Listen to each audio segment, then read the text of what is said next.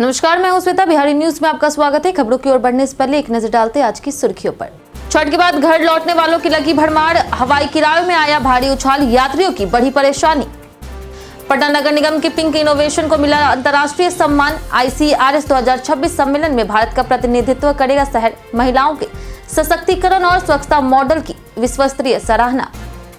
बिहार चुनाव के पहले चरण में 75% सीटें, रेड अलर्ट। ADR रिपोर्ट में आया खुलासा, 121 में से 91 सीटों पर आपराधिक छवि वाले उम्मीदवार।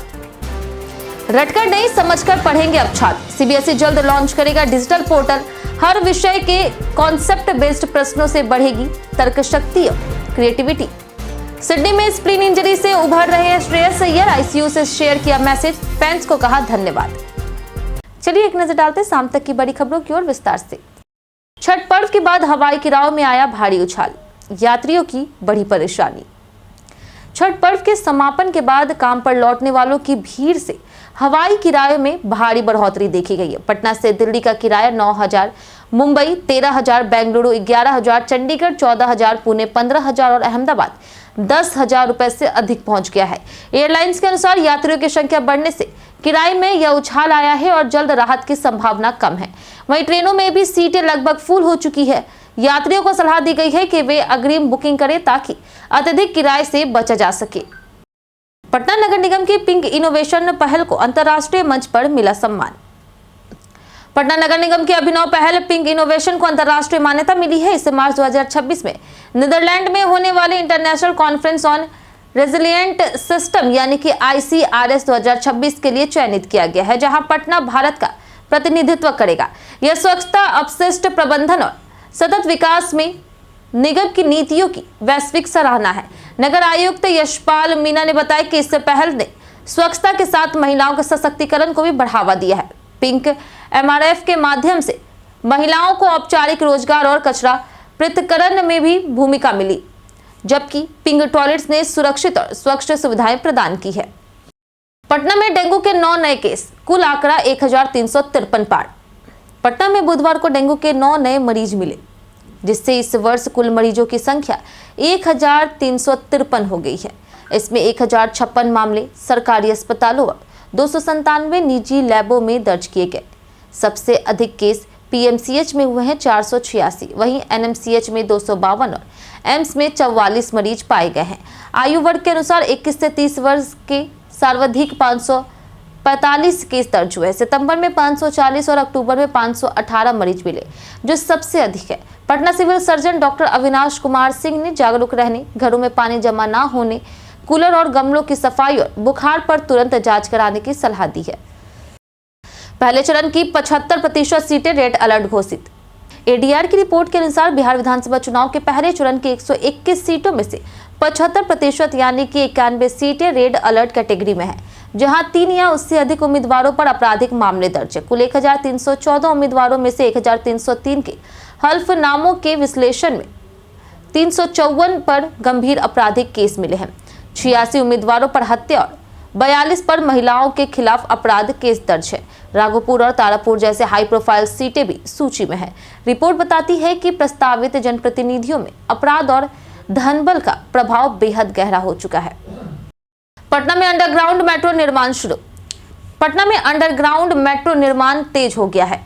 पटना जंक्शन से रुकनपुरा के बीच कॉरिडोर 1 के तहत 10.54 किलोमीटर भूमिगत मेट्रो बनाई जाएगी, जिसके लिए बेली रोड पर घेराबंदी शुरू हो गई है। इस कॉरिडोर में पटना जंक्शन, विद्युत भवन, विकास भवन, पटना जू, राजा बाजार और रुकनपुरा स्टेशन बनेंगे। वहीं कॉरिडोर 2 में 7.92 किलोमीटर अंडरग्राउंड मेट्रो का काम चल रहा। मोइनुल हक स्टेडियम से पटना विश्वविद्यालय तक 1.5 किलोमीटर टनल तैयार हो चुकी है। पटना विश्वविद्यालय से PMCH गांधी मैदान, आकाशवाणी से होते हुए पटना जंक्शन तक काम जारी है। मलाई पखरी से राजेंद्र नगर तक आगे टनल बनेगी। अडानी बनाएगी मुंगेर भागलपुर मरीन ड्राइव, दिसंबर से शुरू होगा काम। अडानी इंटरप्राइजेज 8,292.65 करोड़ की लागत से मुंगेर भागलपुर मरीन ड्राइव बनाएगी। 75.80 किलोमीटर लंबा यह प्रोजेक्ट 2 चरणों में होगा। पहला साफियाबाद से अजगैबीनाथ धाम तक 35 किलोमीटर और दूसरा अजगैबीनाथ धाम से सबौर तक 40.80 किलोमीटर। पहले चरण का खर्च 44 150.17 करोड़ और दूसरे चरण का 3842.48 करोड़ तय है। दिसंबर से निर्माण शुरू होगा और 1460 दिनों में पूरा करने का लक्ष्य है। वहीं BSRDCL नोडल एजेंसी है और अडानी 15 साल तक मेंटेनेंस भी संभालेगी। 4 लेन और एलिवेटेड इस मरीन ड्राइव के लिए सर्वे और भूमि अधिग्रहण की प्रक्रिया तेज हो गई है। छात्रों की रटंत आदत खत्म करने के लिए लॉन्च होगा नया पोर्टल। CBSE छात्रों में रटंत प्रणाली खत्म करने और गहन समझ विकसित करने के लिए बड़ा कदम उठा रहा। बोर्ड हर विषय और हर पाठ के लिए योग्यता आधारित प्रश्नों का एक विशेष डिजिटल पोर्टल लॉन्च करेगा, जिसमें प्रश्न और गतिविधियां होगी जो रटकर नहीं बल्कि अवधारणाओं को समझकर ही हल की जा सकेगी। यह प्रश्न छात्रों के विश्लेषण क्षमता, तर्क शक्ति और समस्या समाधान कौशल को परखेगा। शिक्षकों को लॉगिन ID और पासवर्ड दिए जाएंगे, जिससे वे यूनिट टेस्ट और नियमित परीक्षाओं के लिए बेहतर प्रश्न तैयार कर पाएंगे। यह पहल छात्रों में रचनात्मक नवाचार और 21वीं सदी के कौशल विकसित करने की दिशा में महत्वपूर्ण कदम है। चुनावी ड्यूटी के लिए बसों की मांग, स्कूलों को नोटिस जारी। पटना जिले में विधानसभा चुनाव के लिए करीब 1200 बसों और कुल लगभग 8200 वाहनों की आवश्यकता होगी। निजी और सरकारी पैसेंजर बसों के साथ स्कूली बसों का भी अधिग्रहण किया जाएगा। 1 नवंबर से वाहनों की धरपकड़ शुरू होगी। स्कूलों को बस उपलब्ध कराने का नोटिस दिया गया है और बस देना अनिवार्य होगा, वरना जब्त किया जाएगा। स्कूलों की क्षमता के अनुसार 20% से 50% तक बसें ली जा सकती है, लेकिन किसी बस को 3 दिन से ज्यादा नहीं रोका जाएगा। चुनावी कार्यों में इलेक्ट्रिक वाहन मुक्त रहेंगे, जबकि CNG बसों को भी अधिग्रहित किया जाएगा। EOU ने इंजीनियर विनोद कुमार पर चार्जशीट किया दाखिल। बिहार में भ्रष्टाचार के खिलाफ बड़ी कार्रवाई के तहत आर्थिक अपराध इकाई ने ग्रामीण कार्य विभाग के अधीक्षण अभियंता विनोद कुमार राय के खिलाफ चार्जशीट दाखिल की है। छापेमारी से पहले राय ने लाखों रुपए के नोट जला करके सबूत मिटाने की कोशिश की थी।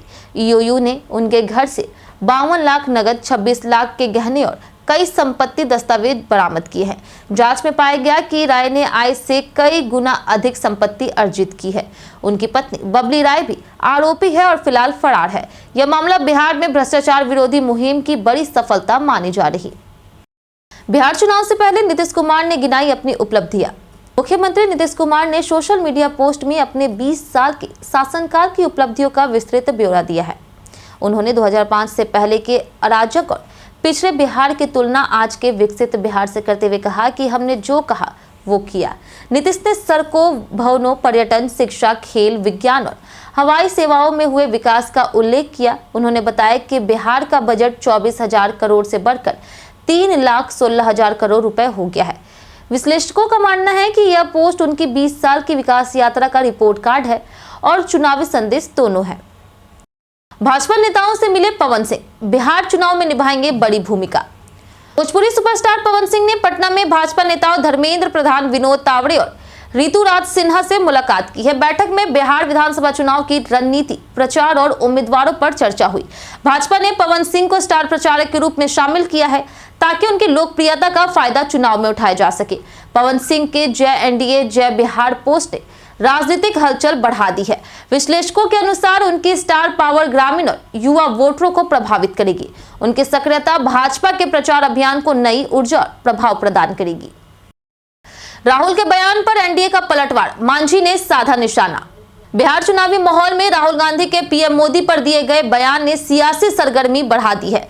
उन्होंने मुजफ्फरपुर रैली में कहा कि मोदी जी वोट के लिए नाचकर भी दिखाएंगे। इस पर NDA नेताओं ने तीखा विरोध जताया। केंद्रीय मंत्री जीतन राम मांझी ने राहुल के बयान को छिछला बताते हुए कहा कि महागठबंधन का घोषणा पत्र सिर्फ जनता को बरगलाने के लिए है। मांझी ने तेजस्वी यादव के माता पिता के शासन को जंगल राज करार देते हुए नीतीश मोदी की डबल इंजन सरकार को विकासशील बताया। साथ ही उन्होंने कर्पूरी ठाकुर के नाम के इस्तेमाल को पिछड़ों का अपमान कहा। दिल्ली CM रेखा गुप्ता ने दानापुर में मांगा NDA के लिए समर्थन। दिल्ली की मुख्यमंत्री रेखा गुप्ता और मंत्री जनक राम ने बुधवार को दानापुर में NDA प्रत्याशी के समर्थन में रोड शो किया। साईं मंदिर से पूजा के बाद खुले वाहन से यात्रा शुरू हुई, जिसमें रास्ते भर लोगों ने फूलमालाओं और जय श्री राम के नारों से उनका स्वागत किया। महिला बैंड और एनडीए कार्यकर्ताओं की बड़ी सहभागिता दिखी। वहीं हरियाणा के मंत्री असीम गोयल और कई स्थानीय नेताओं सहित भारी भीड़ मौजूद रही। जनक राम ने कहा कि बिहार में विकास और विनाश की लड़ाई है। उन्होंने तेजस्वी यादव को खलनायक बताते हुए कहा कि उनके परिवार के शासन में लोग घुटन महसूस करते थे, अब जबकि एनडीए ने सुशासन और विकास दिया। डुमरांव में तेज प्रताप की हुंकार, बोले हम दूसरे लालू यादव। डुमरांव विधानसभा क्षेत्र में जनतांत्रिक जनता दल के प्रमुख तेज प्रताप यादव ने उम्मीदवार दिनेश सिंह सूर्य के समर्थन में विशाल रैली को संबोधित किया। उन्होंने शिक्षा को बिहार की असली ताकत बताते हुए कहा कि शिक्षित नेतृत्व की राज्य का विकास कर सकता है। लालू यादव को अपना राजनीतिक गुरु बताते हुए उन्होंने खुद को दूसरे लालू यादव कहा और राजनीतिक साजिश के कारण परिवार और पार्टी से अलग किए जाने का आरोप लगाया। ब्लैक बोर्ड चुनाव चिन्ह पर नई बिहार की कहानी लिखने की बात कही। वहीं तेज प्रताप ने सत्ता पक्ष और विपक्ष दोनों को विफल बताते हुए बिहार की बदलाव की पुकार की। सभा में युवाओं और महिलाओं की बड़ी भागीदारी दिखी। स्प्लिन इंजरी के बाद अय्यर ने तोड़ी चुप्पी, दिया हेल्थ अपडेट।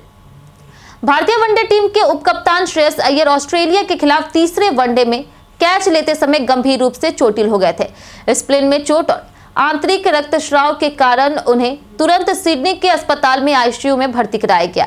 अब उनकी स्थिति स्थिर है और मेडिकल टीम उनकी निगरानी कर रही।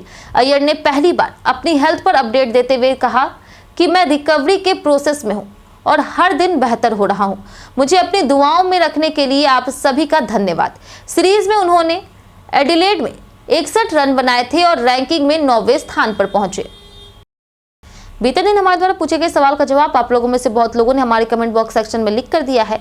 जिन्होंने हमारे द्वारा पूछे गए सवाल का जवाब दिया उनके नाम है मुरारी ठाकुर, पंकज कुमार, बजरंगी कुमार, आनंद यादव, राजकिशोर महतो, मनोज दास, रंजित मिश्रा, नौशाद रजा, कृष्णा प्रसाद, अर्जुन राम, अनवर करीम खान, पंकज कुमार, कुणाल कुमार, संजीव कुमार, दीपक कुमार, सुरेंद्र कुमार, कोमल कुमारी, सुरेश कुमार, रवि मोहन वर्मा, विपिन कुमार, हिमांशु कुमार, विजय दास और ताहिर। इसी के साथ बढ़ते आज के सवाल की। और आज का सवाल है, आपके क्षेत्र में सड़कों की क्या स्थिति है? आप अपना जवाब हमें हमारे कमेंट सेक्शन में लिखकर जरूर बताएं। आज के लिए इतना ही। बिहार की तमाम खबरों के साथ बने रहने के लिए देखते रहे बिहारी न्यूज। और साथ ही अगर यूट्यूब चैनल पर देख रहे हैं तो चैनल को सब्सक्राइब करें और अगर आप फेसबुक पेज पर देख रहे हैं तो लाइक और फॉलो जरूर करें।